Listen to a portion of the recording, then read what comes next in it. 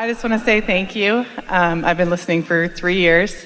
I found you via Tony Robbins, and then I went to look for Tony Robbins' teacher, so I found Wayne Dyer, and then I said, well, who's teaching Wayne? So then I found you in a conversation you had taped, I'm not sure what year, and it basically made, Wayne Dyer was talking about his dad, I don't know if you remember this, but anyway, it made him look like you were teaching him as a child.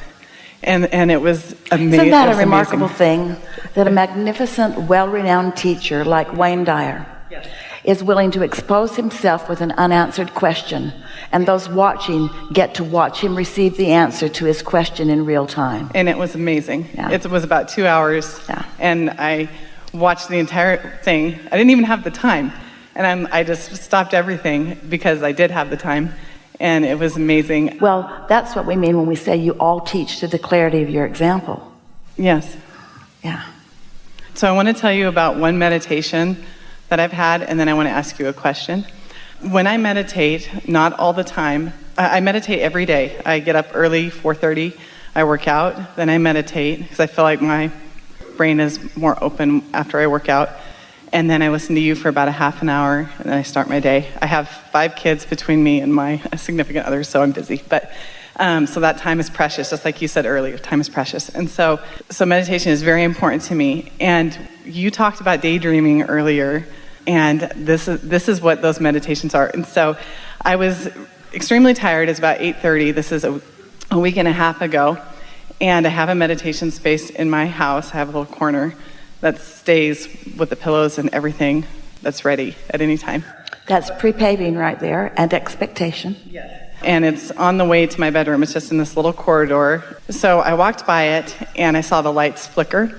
And I was exhausted. I ran my kids around. There was all the kinds of activities. And I said, oh, Esther says that Jerry visits her when the lights flicker. And so I know that, that was somebody. And so my mom passed away 12 years ago. She croaked, as you would say. And I truly believe that, because she is everywhere. So anyway, I said, okay, Mom, I'm really tired, but I will do this. And Abraham, I will do this because you said that's what it is. And that had never happened before. There had been other messages, but never lights flicker like you specifically had said. And so I laid down on my meditation mat, and I have like several pillows, and I usually don't lay back on all of them, but I was so exhausted.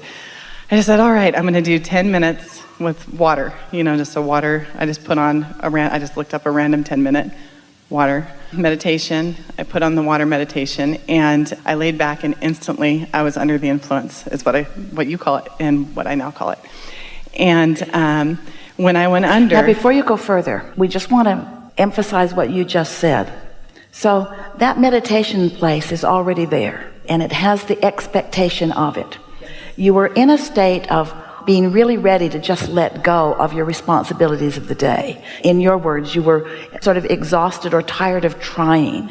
And so, without even realizing it, you had set yourself up for the perfect opportunity for a rendezvous, so much so that you timed a rendezvous with those blinking lights, which was inspiration to go further. So we're just wanting to emphasize the getting ready to be ready to be ready to be ready, and the value of pre-paving. In other words, you were setting yourself up for this rendezvous. And so yes, and so I laid back and I fell under. And when it happens, when I fall the way that I did that time, I can see myself. I'm walking along this path. It's fall. I'm just on this path with beautiful trees everywhere, and I'm walking along this path, and I come upon this large tree. All right, so let us just say to everyone else, she's utterly in the receptive mode. In the receptive mode. In other words, she's not thinking these thoughts. She's not trying not to think these thoughts. She's just in the receptive mode, where what's in her vortex is bubbling up into a vision that she is receiving. Yes. That's exactly what it feels like. I'm not thinking whatsoever. There's no connection. Well, there's a difference between thinking a thought and receiving a thought. Yes. It's really a good thing to acknowledge whether you're thinking or whether you're receiving. And it's nice to deliberately think good feeling thoughts. But, oh, wow, when you're in the place where you're receiving. Yes. Yeah. It's awesome. So I'm on this path, and I come upon this tree, a tree so big I can't get my arms around it, right? And it's solid gold.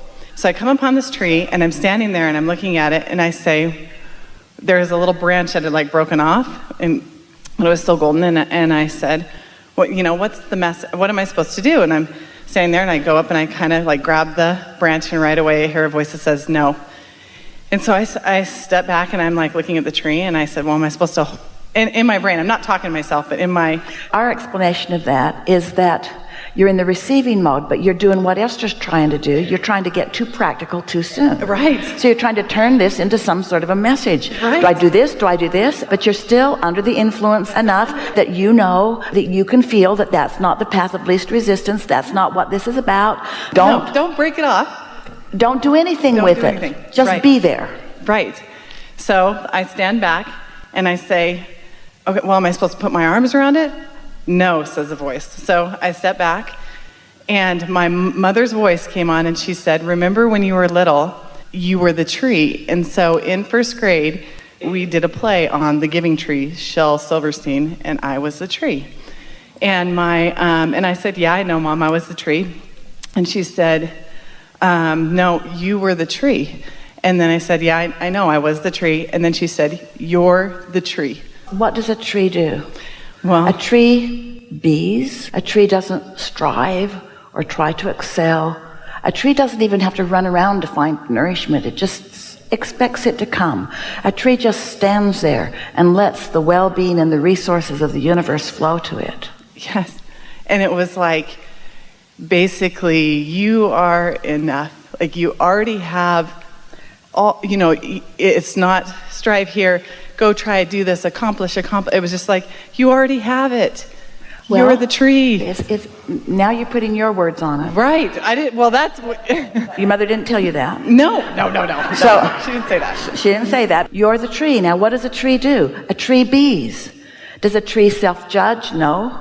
Does a tree run around trying to get attention? No. Does a tree receive the resources from the universe right where it stands? Does a tree thrive where it bees? In other words, that tree that your mother was explaining to you represents the state of allowing, the state of being, not the state of trying, not the state of proving, not the state of running after things. Step one, you scramble around a little bit. You're not the tree in step one.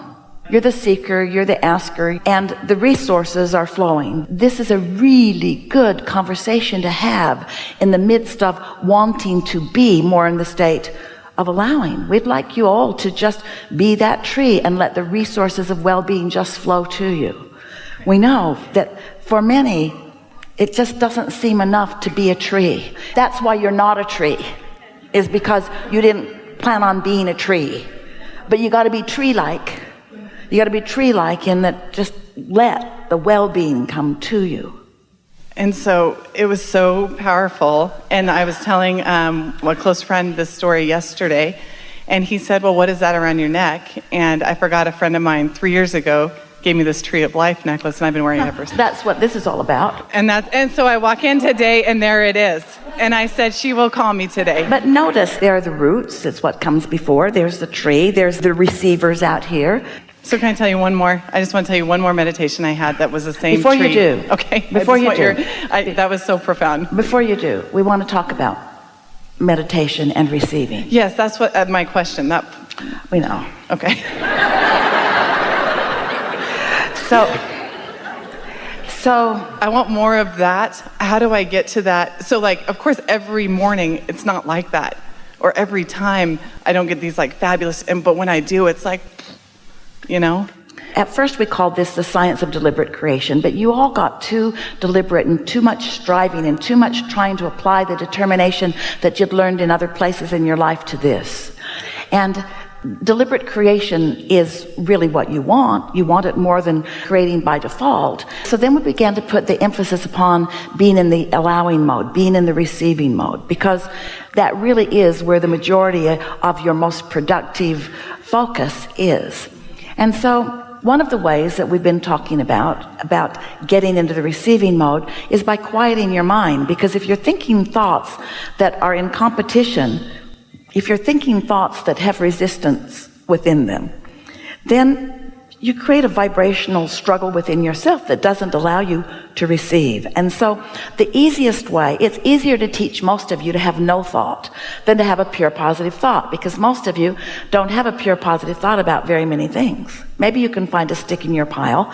So when you quiet your mind, you stop thought. And when you stop thought, you stop resistant thought. And when you stop resistant thought, it allows your vibration to rise. So that state of meditation will put you in the receiving mode. But now we want to take it a little beyond that, because you can see how, as we visit with so many people who aren't in the receiving mode, that our dominant intent would be to help them to find the receiving mode. But why do you want to be in the receiving mode? Because when you're in the receiving mode, the ingredients of your vortex can be received by you so that you can begin a conscious, deliberate journey toward what you are wanting. And that's the only way that you are ever satisfied. Satisfaction comes from one place and one place only: having a desire or an intention and moving in the direction of it. Have you heard us say that before? Well, think about it. That vortex is all of your desires and all of your intentions. So you must be moving in the direction of your vortex. Well, your inner being is there, being everything that you've put there, offering a pure vibration about everything that is there. The law of attraction has caused the gestation of it, and now there is this powerful attraction. And are you a cooperative component? Are you in a state of being that is allowing yourself to be drawn to that? Because for a while we said, and if you read the vortex books, get into the vortex, get into the vortex. But you've got to be in the vicinity of the vortex to get into the vortex. And then more recently, rather than saying get into the vortex, what we are asking you to do is somehow, some way, try to find vibrationally equivalency with what your vortex is, which means don't think a negative thought. We're not even saying to you, think a positive thought. We're just asking you to do whatever you can do to be non-resistant. So many people have heard others talk about their meditations, where wonderful things like this happen, where they have visions or confirmation of things. And so many people, in approaching the subject of meditation, want to jump right over there to receiving something. They want to jump right over there and receive. I'm willing. We know you are. Well, you've demonstrated it already. They want to jump right over there to receive something. So the first step in beneficial meditation, it really is to quiet your mind. But when blissful thoughts begin occurring to you that feel like daydreams, that means you're in the receiving mode. That means that you're translating. And so just go with it. For a while, that was happening to Esther. She didn't have any instruction except to quiet her mind, and when her mind wandered, to release the thought. And so when she began being in the receiving mode and thoughts began occurring to her, she would breathe them away, because she thought that that was something wrong that she was doing in meditation. But it isn't a wrong thing. It's just don't try to think the thoughts. And that's what happens to people in meditation. They quiet their mind and then they want to direct the thoughts in meditation. You've already directed the thoughts. You've already filled your vortex full of the components of your thoughts. Now, in meditation, quiet your mind. But when the thought begins to come and it feels wonderful to you, just watch it like a movie. Now, did you notice that when you started to get involved in your movie, no one was telling you no? There was no one, because non-physical does not shout no at you. But it felt like no, because you could feel that that was not the purpose of this. That was not the reason for this. And we know you deliberate, wanting to prove yourself worthy beings. It's hard for you to hear that you're already worthy and you don't have to prove, because there's been a whole bunch of bogus information that's been offered to you by people who needed to control your behavior so that they could feel better. Sometimes people say to us, Abraham, you teach selfishness. And we say, yes, we do. Because if you're not selfish enough to care about how you feel and accomplish feeling good, then you will not hook in and you won't have anything to give anyone else. And who is it that's most likely to call you selfish? Someone who wanted you to do what they wanted rather than what you wanted. You're speaking to who I brought today. You're speaking to who I brought today. Isn't that pretty screwy? Yeah, in a separate, not he and I in a separate relationship, but you're speaking to him. Isn't that pretty screwy? Do not please yourself, please me. And if you please yourself, you are therefore selfish. And so? I love you. I don't need any more. You're amazing. Really good. Yeah, thank you.